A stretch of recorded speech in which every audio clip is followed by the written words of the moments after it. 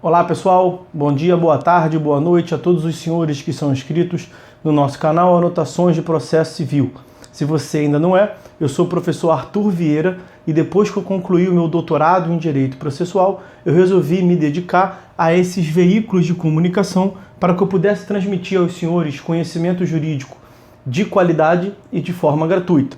Aqui eu vou pontuar o meu e-mail de contato para que eventuais interessados possam estabelecer um contato mais direto. Inclusive, nós podemos eventualmente considerar a hipótese de publicar um artigo científico em conjunto, tá certo? Bom, gostaria de pontuar também com os senhores o nosso canal no YouTube. Se você ainda não é inscrito, basta clicar no ícone do livro que fica no canto inferior do vídeo para que você se inscreva. Sugiro também que você clique no ícone do sininho para que você possa ativar as notificações dos vídeos que são constantemente disponibilizados por aqui.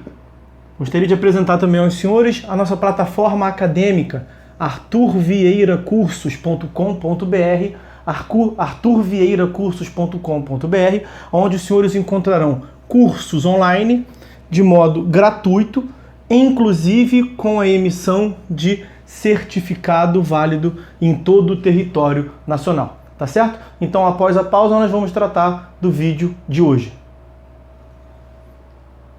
Então, meus amigos, no vídeo de hoje nós daremos prosseguimento à análise do nosso livro Anotações de Processo Civil.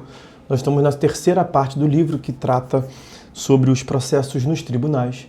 Estamos analisando mais precisamente os recursos e vamos no vídeo de hoje analisar o tópico que aparece na tela aí para os senhores, que é o da legitimidade recursal.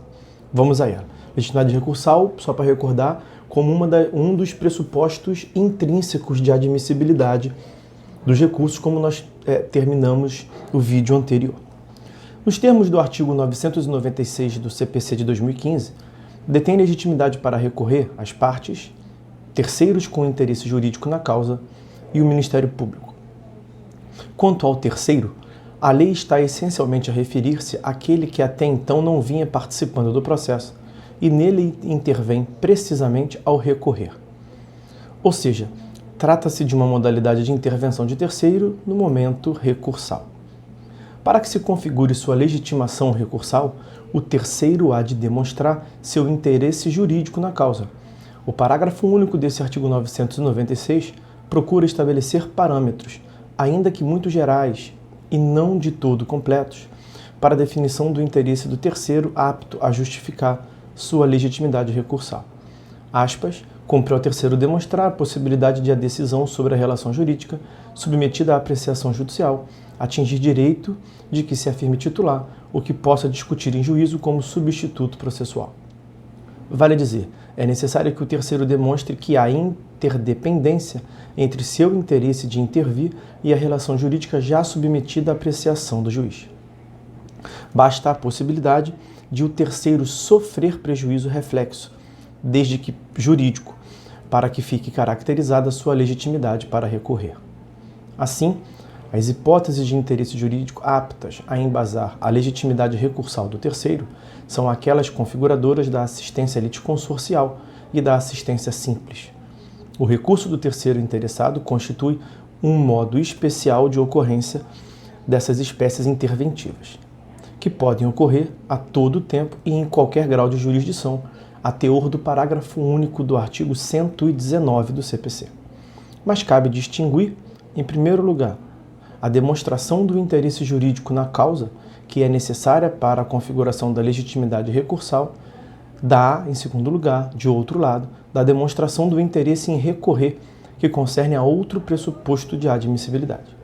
Há casos em que as questões sobrepõem-se. Não há no processo brasileiro um tipo especial de recurso, como existe na Itália e na França, por exemplo, para o terceiro interessado.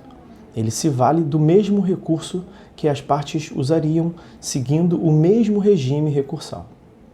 Terceiros que já intervieram no processo recorrem não mais como terceiros interessados, mas sim, em regra, como partes, que é o que se tornam normalmente após intervir. Não precisam, portanto, tornar a demonstrar seu interesse na causa para poder recorrer. Eles já o fizeram ao intervir no processo.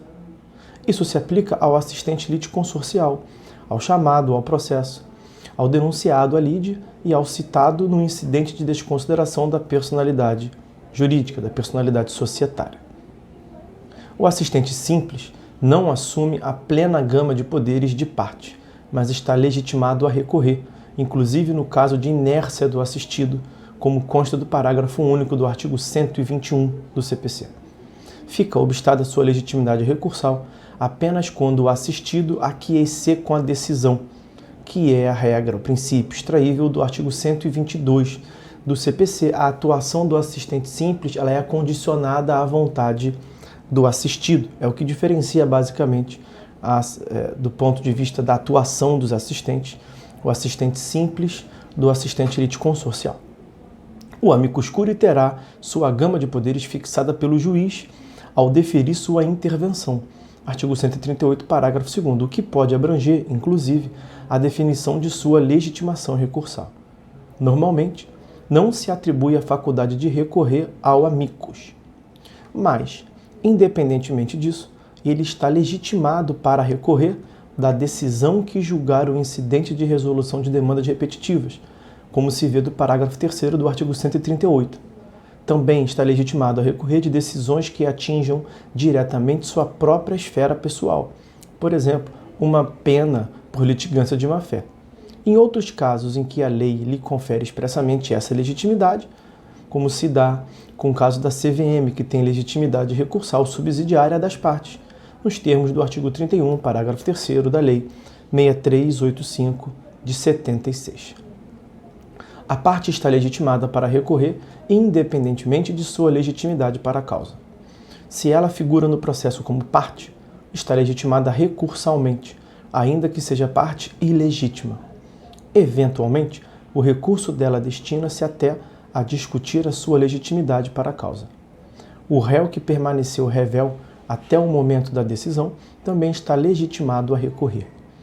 A lei o autoriza a passar a participar do processo em qualquer fase. Vejam o parágrafo único do artigo 346. Os litisconsortes, sejam eles originários ou supervenientes, estão legitimados a recorrer separadamente, mesmo quando o litisconsórcio for unitário. Vejam os artigos 117 e 118 do CPC. Na execução, há determinadas pessoas que tomam parte de certos incidentes. O adjudicante, o arrematante, ou mesmo o mero pretendente à arrematação ou adjudicação. O credor que disputa o levantamento do dinheiro no concurso singular, etc. Nessa condição, estão legitimados a recorrer das decisões que digam respeito ao incidente de que participaram. O Ministério Público está legitimado para recorrer quando atua como parte, hipótese em que segue o regime igual ao das partes. E também quando atua como fiscal da lei, fiscal da ordem jurídica, seja no processo em que já está oficiando, seja quando deveria ter sido intimado para tanto e não o foi. Quando ele deveria ter sido intimado e não foi, ele vai atuar, portanto, para defender a sua prerrogativa, para defender sua competência, sua atuação e para corrigir eventualmente algum vício processual ou pretender o reconhecimento dessa nulidade, desse vício processual.